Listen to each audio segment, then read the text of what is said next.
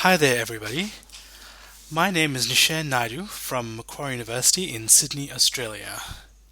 As part of the Primo task force on workflow testing with Cypress, I am going to do a few short show and tell videos on getting started with Cypress. In this video we are going to look at the simplest mechanism for installing Cypress, and that is pretty much to simply download it, unzip it, and run it. There are a few caveats about this. One is it's not really recommended, but it is provided for you. I think the Cypress guys prefer that you use the npm process to install and run Cypress, and that has a few advantages as well. One of the caveats is that you aren't able to actually use the dashboard functionality. We will do another video about the dashboard functionality at another time. But for now, basically, we just want to download the Cypress package, and basically all you do is go to the cypress.io webpage, which is where we're at right now, and this is roughly what you should see. And there is a nice big green link somewhere in the middle of the screen saying download now. And we click that button. We should then start our download of cypress.zip. As you can see, it's about 140 megs large. I'm not going to wait for this to download because I've already done this, so we're just going to go straight to that package. If we open up cypress.io, it basically has a folder in there called Cypress, which I've already unzipped into this folder here called Cypress. We open it up, and there should be a cypress.exe file in there. We can create a shortcut by right-clicking on cypress.exe, and there's a create shortcut button or link down there, and we can click on that and maybe drag it to our desktop for easy access. And we can even rename this if we like. Right-click and rename, and just get rid of this extra text. Okay, now to run Cypress, we just double-click on the shortcut.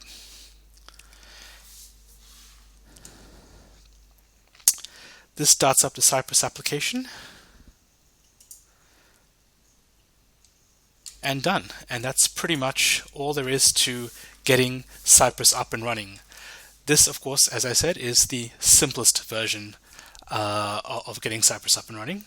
The next video we're going to look at is actually installing Cypress via the npm.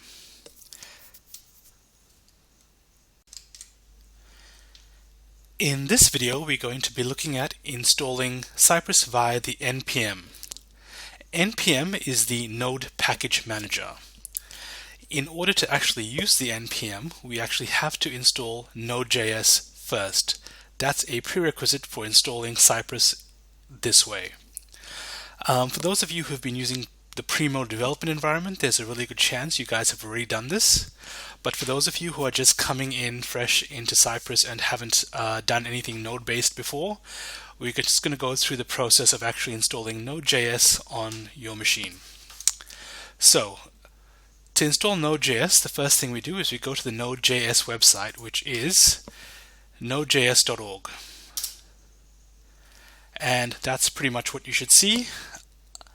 I'm running on a Windows machine, and so it says download for Windows. If you're doing this on a Mac, you'll probably get a Mac download for Mac up here. Obviously, whenever you're watching this video, the versions might be slightly different, but typically this will be the most current version you can download for the long-term support. That's probably the recommended, as it says, for most users.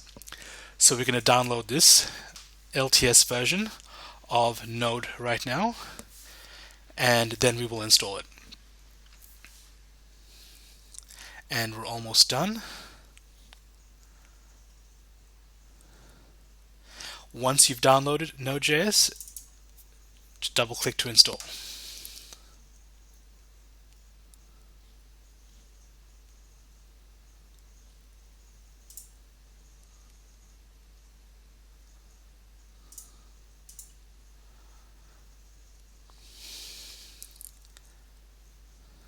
Okay, here we go.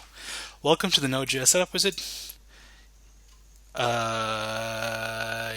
Yeah, I think I'll accept, and You can either customize where you want to install this or just install it to the default locations. For now, I'm just going to use the defaults.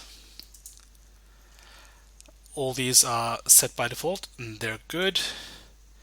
And install.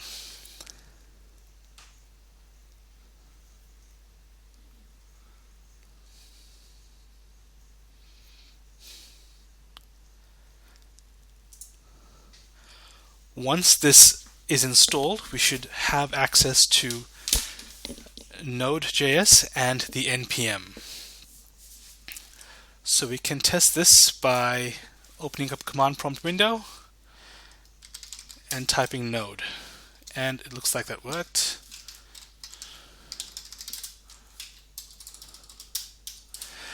Running version 10.16.2, which is what we just downloaded. Okay, so once we have Node, we then need to install Cypress. And typically the best way to install Cypress is to start off with a little project folder. Let's call this one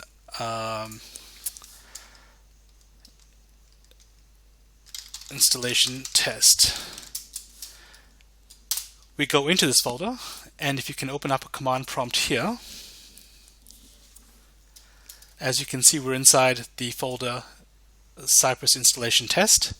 To install Cypress, we simply go npm install Cypress.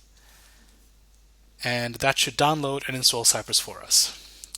This might take a few minutes, so I will cut and come back to it once it is complete. I'll just let it get started though first. Okay, this might take a few minutes, so I will come back when it's done. Okay, and we are back. Cypress is now installed, and as you know, we've started with an empty folder. We typed in npm install Cypress, and this is pretty much the result. npm goes off and downloads all the packages that are prerequisites for Cypress, and then Cypress itself.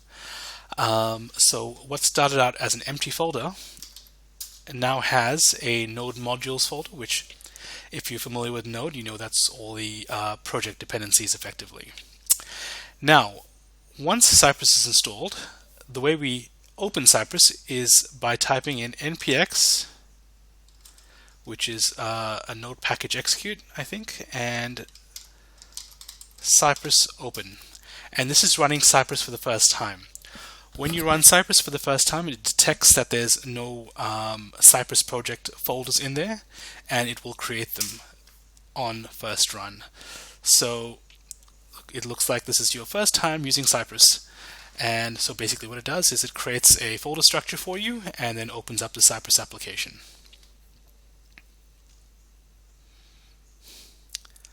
So we just wait until that starts up, and here we go. Okay, and Cypress is now up and running. And by default, when you start up Cypress with a empty folder, it will provide a whole range of files and folders. We'll just go and have a look at that right now. So it's created a cypress.json file, which by default is blank. This is for the Cypress configuration if there's anything you want to customize. And it creates a Cypress folder, which is basically where all your Cypress tests and plugins and various other bits and pieces reside. And we will hopefully be able to go through all of that at a future point. But for now, what we have is an integrations folder, and inside the integrations folder is pretty much where all your tests are stored. Cypress is really good because it gives you a whole range of pre-done tests which work against its own testing website. So we're going to go ahead now and just execute one of these tests and see what we get.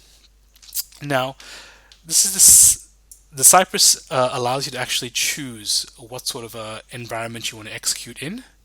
So by default, it will scan through your machine and figure out what browsers you have, and let you choose one of them. Or by default, if you don't have any browsers, there's an Electron framework which gets used by default if you don't have anything else. And the Electron framework comes automatically with Cypress, so even if you don't have any browsers installed, you can still use the test runner on the Electron framework, on Electron. So let's go ahead and just run a test. So we'll run this action spec. It's the first one on our list. This basically goes through and shows you how Cypress can actually go and test through a variety of different actions on a website. So click on actions.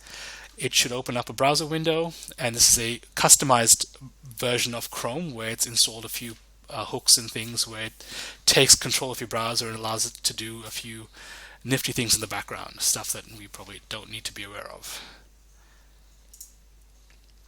So here it is. It's running through a series of tests and making sure that everything's working as per the test descriptions. It is very, very powerful and very, very flexible in what it can actually do. One of the cool things is it can actually go through, test everything out, and you can actually go through and have a look at all the test outputs for each of the activities that were done, and you can basically go back to a particular test and view each of the actions live on the screen as they happened, and you can basically just go through the whole timeline of what actually happened.